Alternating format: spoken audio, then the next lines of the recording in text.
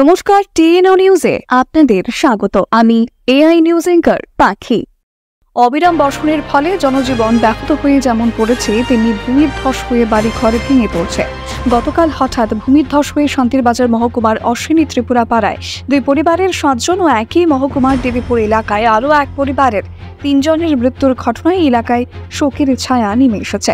এই মর্মান্তিক ঘটনায় রাজ্যের মুখ্যমন্ত্রী মহোদয় যথেষ্ট মর্মাহত হয়েছেন। তিনি বলেছেন যে এই প্রাকৃতিক দুর্যোগকে খণ্ডায়ন করা তো কারোর পক্ষে সম্ভব নয়, কিন্তু রাজ্য সরকার যথাসম্ভব চেষ্টা করে যাচ্ছেন এই দুর্যোগে ক্ষতিগ্রস্ত এলাকাগুলি স্বাভাবিক ছন্দে যাতে ফিরে আসার আপ্রাণ চেষ্টা করছেন।